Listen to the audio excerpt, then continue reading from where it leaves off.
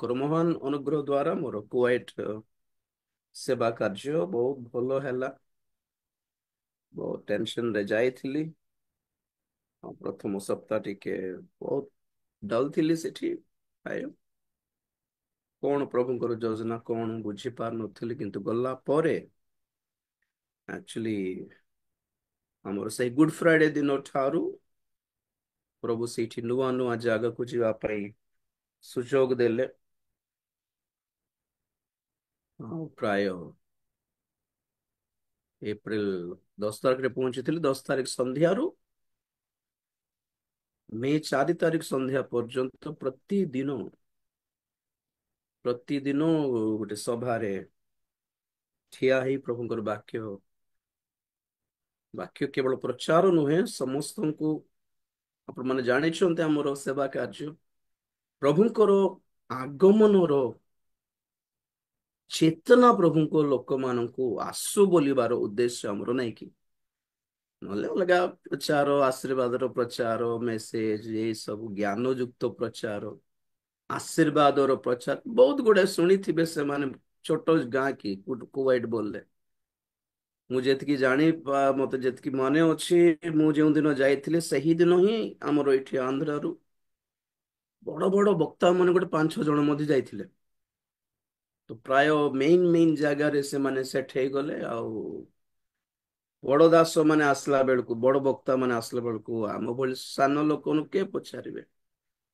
କିନ୍ତୁ ପ୍ରଭୁଙ୍କର ଅନୁଗ୍ରହ, ମହାନ ଅନୁଗ୍ରହ କି ମୁଁ ଭାବୁଥିଲି କୁଏଟ ଭଳି ଗୋଟେ ବଡ ଦେଶରେ ଯେତେ ଜଣ ସେଠି କାମ କରୁଛନ୍ତି, ଅବଭିୟସଲି ଟିକେ ପଇସା ବାଲା କି ନାଇଁ, ତ ଯେଉଁମାନେ ଟିକେ ମାନି ମାଇଣ୍ଡେଡ ଥିବେ, ତାପରେ ଯେଉଁମାନଙ୍କର କିଛି ଅଭାବ ନଥିବ, ହାଇ ଫାଇ ଥିବେ, ସେଭଳି ପ୍ରଭୁଙ୍କ ଲୋକମାନେ, ସେଭଳି ଖ୍ରୀଷ୍ଟୀୟ ସମାଜରେ ଆମ ଭଳି ଜଣେ ଛୋଟ ବକ୍ତାଙ୍କର ବାକ୍ୟ କିଏ ଶୁଣିବେ?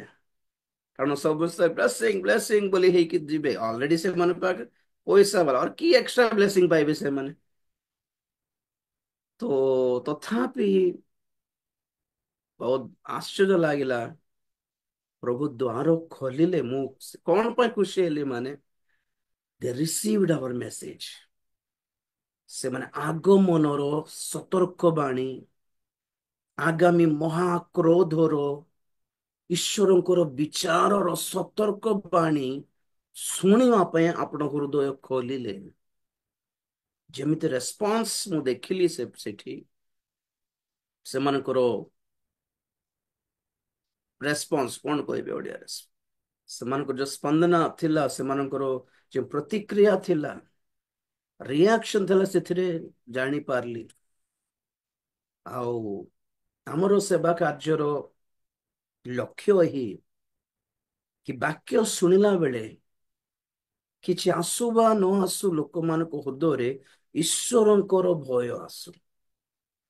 ନାଇଁ କି ମୁଁ ଆକ୍ଚୁଆଲି ବାକ୍ୟ ପୂର୍ବରୁ ପ୍ରାର୍ଥନା କଲା ବେଳେ ସବୁବେଳେ ଗୋଟେ ବାକ୍ୟ ବ୍ୟବହାର କରିଥାଏ, ଯାହା ତେଲୁଗୁରେ ଅଛି, ଓଡିଆରେ ଅଛି କି ନା ଟିକେ ଦେଖିବି। ମୁଁ ଆଜି କିଏ ଅଛନ୍ତି ବାଇବେଲ ପଢିବା ପାଇଁ? କିଏ? ପ୍ରେଜ ଦ ଲର୍ଡ ସାର୍। ପ୍ରେଜ ଦ ଲର୍ଡ। ଆଲଫା ଅଛି। ପ୍ରେଜ ଦ ଲର୍ଡ। ଆଲଫା ପଢିବ 119 ଗୀତ, ତାହାର ଦେଖୁଛି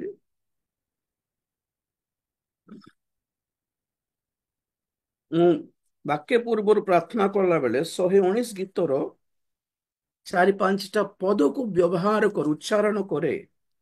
ତୁମର ବାକ୍ୟ ଦ୍ଵାରା କଣ ହେଉ ବୋଲି ଆକ୍ଚୁଆଲି ଲେଖା ଅଛି ବାଇବେଲ 38, 119 ର 38 ଦେଖ କଣ? ତୁମ୍ଭ ଦାସ ପକ୍ଷରେ ତୁମ୍ଭର ବାକ୍ୟ ସ୍ଥିର କର, ତାହା ତୁମ୍ଭ ବିଷୟକ ଭୟ ସଂଯୁକ୍ତ। वाव। हिंदी भी देखुच। तेरा वचन जो तेरे भाई मानने वालों के लिए है, उसको अपने दास के निमित्त भी पूरा कर।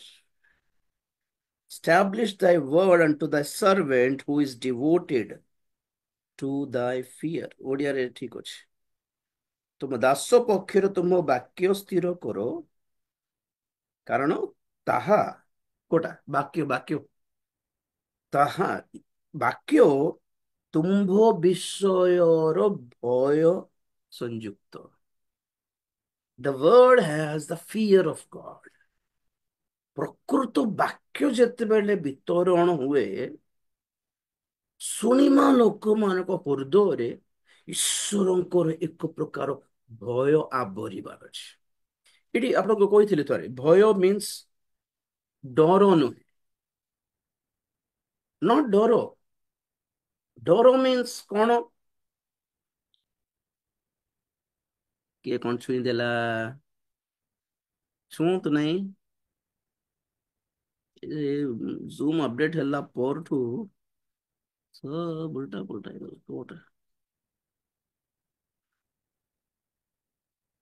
এটা ସବୁ ମୁଁ ଚେକ୍ କରିବାର ଅଛି, ରାଇଟ୍। କିଛି ହୁଅନ୍ତୁନି, ହଠାତ୍ ହାତ ବାଜି ଯାଏ, କିଛି ଚିନ୍ତା ନାହିଁ ଯେ, ଠିକ ଅଛି, ପ୍ରେଜ୍ ଦ ଲର୍ଡ। ମୁଁ ସେଇଟା ଏଇଟା ଗୋଟେ ଲାଇକ୍ କରେ, ଈଶ୍ୱରଙ୍କର ବାକ୍ୟ ଯେତେବେଳେ ମୁଁ ପ୍ରାର୍ଥନା କରେ, ପ୍ରଭୁ ଯେତେବେଳେ ତୁମରି ବାକ୍ୟ ପ୍ରଚାରିତ ହଉଛି, ଈଶ୍ୱରଙ୍କର ଭୟ ଲୋକମାନଙ୍କ ଉପରେ ଓହ୍ଲାଇ ଆସୁ, ଦ ଫିୟର ଅଫ ଗଡ୍, ଭୟ ଓହ୍ଲାଇ ଆସିବାର ଅଛି। ଜାଣିଛନ୍ତି ଆପଣ ମାନେ, ଏଠି ଦେଖନ୍ତୁ ମୁଁ ଯାହା ଯାହା ବ୍ୟବହାର କରେ, 50 ପଢ 50, 119 ର 50।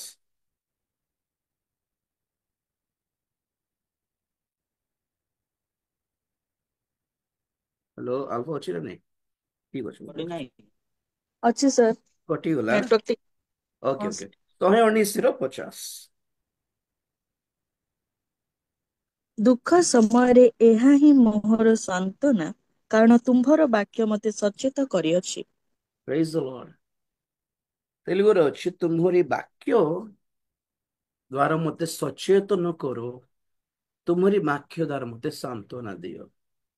ତ ବାକ୍ୟ ସାନ୍ତ୍ୱନା ଦିଏ, ବାକ୍ୟ ସଚେତନ କରେ, ବାକ୍ୟ ଈଶ୍ୱରଙ୍କର ଭୟ ସଂଯୁକ୍ତ। ଆଉ ଆଉ 130,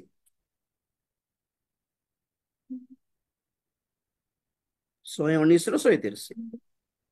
ତୁମ୍ଭ ବାକ୍ୟର ବିକାଶ ଆଲୁଅ ପ୍ରଦାନ କରେ, ତାହା ନିର୍ବୋଧକୁ ବୋଧ ଦିଏ। ବସ୍ ବସ୍, ତୁମ ବାକ୍ୟର ପ୍ରକାଶ ବା ବିକାଶ ଆଲୁଅ ପ୍ରଦାନ କରେ। ମୁଁ ଏଇଟା ପ୍ରାର୍ଥନା କରେ କି ପ୍ରଭୁ ତୁମରି ବାକ୍ୟ ଦ୍ୱାରା ଲୋକମାନଙ୍କ ହୃଦୟରେ ଈଶ୍ୱରଙ୍କ ଭୟ ଆସୁ,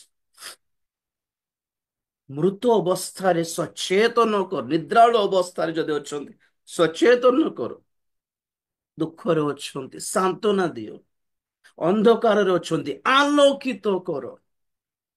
ଆଉ କୋଟା 119 ର 18 ବି।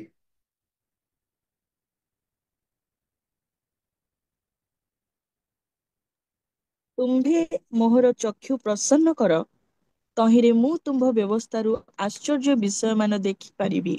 ଏଇଟା ବି ମୁଁ ପ୍ରାର୍ଥନା କଲାବେଳେ କରେ କି ପ୍ରଭୁ ଆଜିର ବାକ୍ୟ ଶୁଣିବା ଦ୍ୱାରା ଯେତେ ଜଣ ଶୁଣୁଛନ୍ତି ସେମାନେ ତୁମରି ବ୍ୟବସ୍ଥା ମଧ୍ୟରୁ ଆଶ୍ଚର୍ଯ୍ୟମୟ ବିଷୟ ଯେପରି ଦେଖିପାରିବେ, ଏଥିପାଇଁ ସେମାନଙ୍କର ଆନ୍ତରିକ ଚକ୍ଷୁ ଖୋଲି ଦିଅ, ଚକ୍ଷୁ ପ୍ରସନ୍ନ କରିବା ଖୋଲି ଦିଅ।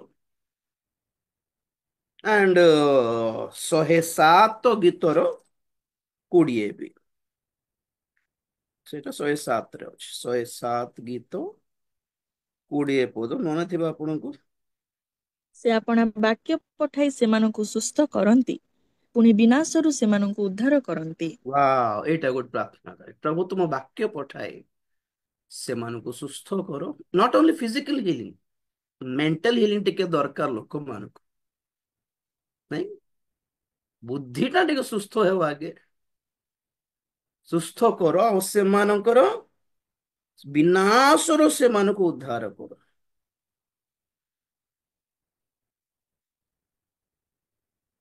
मोर प्रार्थना ही एंड मोर सेवा कार्य भी यही कि जो भी होना है वचन के द्वारा होना है, जहां भी हो वाक्य द्वारा ही हो, वाक्य से शक्ति अच्छी, सेमिति वाक्य बाहर आम मुखरु आम हृदय मुख जदि कढ़ाई अटे ହୃଦୟରେ ନିଆଁ ଥିବାର ଅଛି ଆଜ୍ଞା। ଆଉ ଯେତେବେଳେ ବାକ୍ୟକୁ ଆମେ ଧରୁ ମୁଖରେ, ହୃଦୟରେ ଥିବା ପବିତ୍ର ଆତ୍ମାଙ୍କର ନିଆଁ ଦ୍ୱାରା ତାହା ଲୋକମାନଙ୍କ ପାଇଁ ଏକ ଆତ୍ମିକ ଖାଦ୍ୟ ପ୍ରସ୍ତୁତ ହେବା ଦରକାର। ସୋ ଦ ପଏଣ୍ଟ, ସେତିକି ସବୁ ଦେଖାଇବା ଦରକାର ନଥିଲା ଯେ ପଏଣ୍ଟ କଣ, ଈଶ୍ୱରଙ୍କର ଭୟ। ମୁଁ ସେଇଟା ଏକ୍ସପିରିଏନ୍ସ କରଲି କୁୱାଇଟରେ। ଏତେ ବଡ ବଡ ଲୋକମାନେ, ଏତେ ବଡ ବଡ ଚର୍ଚ୍ଚ, ହାଇ ଫାଇ, କେଜି ସୁନାରୁ କମ ନାହିଁ ଜଣେ ଜଣେ ପିନ୍ଧିଥିଲେ। କେଜି, ସେଠି ସୁନା କମ, ଗୋଲ୍ଡ। ଅବଶ୍ୟ ଦୁଃଖିତ ଆଉ ଟିକେ ପ୍ରତାଡ଼ିତ ଅ ଆମର ଖ୍ରୀଷ୍ଟିଆନ ମାନେ ବି ଥିଲେ ସେଠି ଆମର ଇଣ୍ଡିଆରୁ। ଦିଟା କ୍ୟାଟେଗୋରୀ ଅବଭିୟସଲି ଥିଲା। ହାଇଫାଇ କ୍ୟାଟେଗୋରୀ, ହାଇଫାଇ ମାନଙ୍କର ଚର୍ଚ୍ଚ ବି ଗଲି, ଆଉ ଟିକେ ଆମ ଭଳି ନର୍ମାଲ ହେଇକି ଥିବା ଭାଇ ଭଉଣୀ ମାନଙ୍କର ଚର୍ଚ୍ଚ କୁ ବି ଗଲି। ଚର୍ଚ୍ଚ ମାନେ ଚର୍ଚ୍ଚ କିଛି ନାହିଁ, ସେମାନେ ଛୋଟ ଛୋଟ ହଲ୍ ମିଳିଲେ ସେଠି ଚଳେଇ ଦଉଥିଲେ ପ୍ରାର୍ଥନା। ଗରିବ ଲୋକଙ୍କର, ଗରିବ ଲୋକ ବି କମ ନାହିଁ, ପୁରା ସୁନା ଫୁନା। ତ କଣ ଜଣା ପଡୁଛି, ସବୁ पैसे के पीछे हैं, ପଇସା ପଛରେ। ତ ଯିଏ ବି ଯିବ କଣ କରିବ ଆପଣ କୁହନ୍ତୁ ତ। ମୁଁ ଆସିବା ବେଳକୁ ଯିଏ ମତେ ଡାକିଥିଲେ ସେ ପ୍ରଭୁଙ୍କ ଦାସ କହୁଥିଲେ ପାଷ୍ଟର ଏଲିଆ ବୋଲିକି, ତାଙ୍କର ସେଠି 12ଟା ଚର୍ଚ୍ଚ ଅଛି। 12ଟା ଚର୍ଚ୍ଚ, 12ଟା ଗ୍ରୁପ ଚଳଉଛନ୍ତି ସେ। ଆଉ ତାଙ୍କର ବହୁତ ବଡ ବଡ ଚର୍ଚ୍ଚ ବି ଏଠି ବି ଅଛି ତେଲେଙ୍ଗାନାରେ। ସେଠି ସେଠି ରହିଗଲେ ସେ, ସେଠି ସେବା କରୁଛନ୍ତି। ସେ କହିଲେ କୁଏଟ ଯେ ବି ଆସୁଛି ଖାଲି ପଇସା କଲେକ୍ସନ ପାଇଁ ଆସିବ। ଯୋଉ ପ୍ରଚାର କରିବେ ଖାଲି ପ୍ରଭୁଙ୍କୁ ଆପଣ ଦେଲେ ଆଶୀର୍ବାଦ, ପ୍ରଭୁ ଆଶୀର୍ବାଦ, ପ୍ରଭୁ ଆପଣଙ୍କୁ ଦେଲେ ପ୍ରଭୁ ଆଶୀର୍ବାଦ କରିବେ, କଣ ଗୋଟେ ଦାନ ସମ୍ବନ୍ଧୀୟ ପ୍ରଚାର କରିକି ସମସ୍ତଙ୍କୁ କବର ଫର ବାଣ୍ଟିକି ଗଲା ବେଳେ ଏତିକି ପଇସା ଧରିକି ଯାଆନ୍ତି। ଆଉ ଦେଖିଲେ ମୁଁ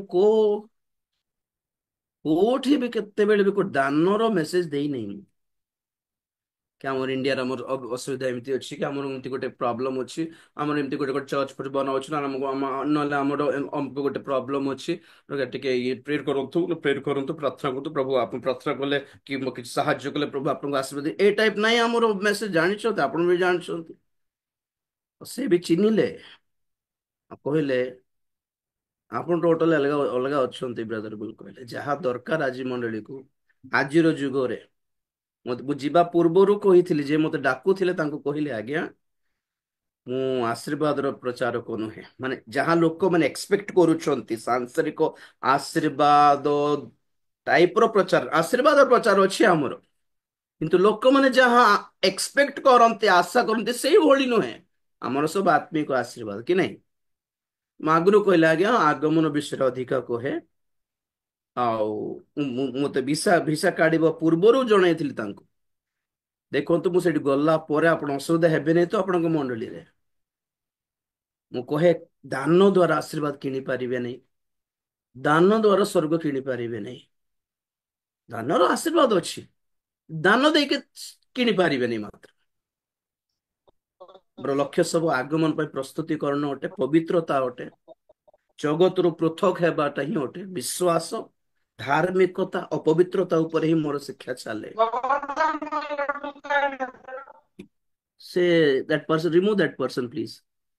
And another one, somebody is there without name. Please remove. So, ମୁଁ ଆଗରୁ କହିଥିଲି କି ଆଜ୍ଞା ମୁଁ ଗଲା ପରେ ଆପଣ ଅସୁବିଧା ନ ହୁଅନ୍ତୁ, ମତେ ଅସୁବିଧା ନ କରନ୍ତୁ ବୋଲି କହିଲା ପରେ ସେ ଯିଏ ସିଷ୍ଟର ମତେ ଇଣ୍ଟ୍ରୋଡ୍ୟୁସ କରିଥିଲେ ସେଠି, ସେ କହିଲେ ଆଜ୍ଞା ରାଜେଶ ସାର୍ ଏମିତି ଏମିତି ପ୍ରଚାର କରିବେ, ଟିକେ ଶୁଣନ୍ତୁ ତାଙ୍କର ବାକ୍ୟ ସବୁ କହିଲା। ସେ କହିଲେ ନାଇଁ ଆଜ୍ଞା ସତ କଥା, ଆଜିର ଯୁଗ ପାଇଁ ମଣ୍ଡଳୀ ପାଇଁ ଯାହା ଆବଶ୍ୟକ ତାହା ହିଁ ସେ ରାଜୀବ ଭାଇ ପ୍ରଚାର କରୁଛନ୍ତି, ତେଣୁକରି ସେ ନିଶ୍ଚୟ ଆସନ୍ତୁ, ଆମେ ଭିସା କାଢିବା ବୋଲି କହିକି ସେମାନେ ପରେ ତାପରେ ଭିସା କାଢିଲେ। ଦେଖ ସତ କହିକି ଗଲି ଆଜ୍ଞା। ବଡ ସହର ଡାକୁଛନ୍ତି ବୋଲି, ବଡ ଲୋକମାନେ ଡାକୁଛନ୍ତି ବୋଲି, ସେମାନଙ୍କ ପାଇଁ ମୁଁ ମୋର ମୋର ପ୍ରଭୁ ମତେ ହୃଦୟରେ ଦେଇଥିବା ବାକ୍ୟକୁ ମୁଁ ଉଲ୍ଟା କରି ନାହିଁ ସେମାନଙ୍କୁ ଟିକେ ଖୁସି କରିକି ଆସିବ ନା ନା। ସତ୍ୟ ପକ୍ଷରେ ରୁହନ୍ତୁ ବ୍ରଦର୍ସ, ଆପଣଙ୍କୁ ବି କହୁଛି। ବଡ ଲୋକ ଡାକନ୍ତୁ, ସାନ ଲୋକ ଡାକନ୍ତୁ, ଧନୀ ଲୋକ ଡାକନ୍ତୁ, ଗରିବ ଲୋକ ଡାକନ୍ତୁ, ସତ୍ୟ ପଥେ ଯଦି ଥିବେ ପ୍ରଭୁ ଆଶୀର୍ବାଦ କରିବେ। କାରଣ ସେବା ପାଇଁ ଲୋକମାନେ ଡାକିନାହାନ୍ତି, ପ୍ରଭୁ ଡାକିଛନ୍ତି। କାହା ପାଇଁ ବିଶ୍ୱସ୍ତ ହେବା କୁହନ୍ତୁ ଆପଣ ମାନେ? ପ୍ରଭୁଙ୍କ ପାଇଁ ବିଶ୍ୱସ୍ତ ରହିକି ଦେଖନ୍ତୁ ଆଜ୍ଞା, ଲୋକମାନେ କିଛି ନଦେଲେ ମଧ୍ୟ ପ୍ରଭୁ ଦେବେ ନିଶ୍ଚିତ ଭାବରେ। ମୁଁ ସେଇଟା ଫିଲ୍ କଲି, ଆଉ ଯାହା ସତ ତାହା କହିଲି। ଯେମିତି ଆମ ସବୁଠି କହେ ନାଇଁ, ଖ୍ରୀଷ୍ଟୀୟ ଜୀବନ ଦାନ ଦେଇକି ସାଂସାରିକ ଆଶୀର୍ବାଦ ପାଇକି ଆମେ ପ୍ରଭୁଙ୍କର ବ୍ଲେସେଡ ପିପୁଲ ଅଟୁ ବୋଲି ଫିଲ୍ କରିବାଟା ନୁହେଁ। ସବୁବେଳେ କହେ ମୁଁ, ବି ସ୍ପିରିଚୁଆଲ। ଆପଣ ମାନଙ୍କର ଆର୍ଥିକ ଉନ୍ନତି ଆପଣଙ୍କର ଆତ୍ମିକତାର ପ୍ରମାଣ ନୁହେଁ। ତାର ଅର୍ଥ କଣ? ଆପଣଙ୍କର ଗାଡି ବଙ୍ଗଲା ଏହା ପ୍ରମାଣ ସାବିତ କରେ ନାହିଁ କି ଆପଣ ବହୁତ ଆତ୍ମିକ ଲୋକ ବୋଲି। ପ୍ରଭୁ ଆମେ ଏତେ ଆତ୍ମୀୟ ଲୋକ ଥିଲୁ ବୋଲି, ଆମେ ଏତେ ପ୍ରାର୍ଥନା କରିଥିଲୁ ବୋଲି ପ୍ରଭୁ ଏମିତି ଆଶୀର୍ବାଦ କରିଛନ୍ତି ନା, ଆମେ କରିଥାନ୍ତି କି ବୋଲା ପରି ହୁଅନ୍ତି ବହୁତ ଲୋକ। No, your riches, your wealth, your prosperity is not proof that you are a spiritual person. You may be religious person but not spiritual. ଯାହା ସତ ଥିଲା ତାହା କହିକି ଆସିଲି, ଆଣ୍ଡ ଅବଭିୟସଲି ବହୁତ ଭଲ ପ୍ରଭାବ ପଡିଲା। ଆଣ୍ଡ ଫେରିଲା ବେଳେ ବି କହୁଥିଲେ, ପ୍ରଭୁ ଦାସ ମାନେ ସବୁ କହୁଥିଲେ ଆପଣ ଆଉ ଥରେ ଆସିବାକୁ ପଡିବ ଆଜ୍ଞା ବୋଲି। ମୁଁ କହିଲି ଥାଉ ଆଜ୍ଞା, ଆଉ ପାରିବିନି। ନା ନା, ଆହୁରି ଏତେ ଦୂର ଯାଇପାରିବିନି ବୋଲି କହିଲି। କଣ ହେବ ଜଣାନି, ଦେଖିବା।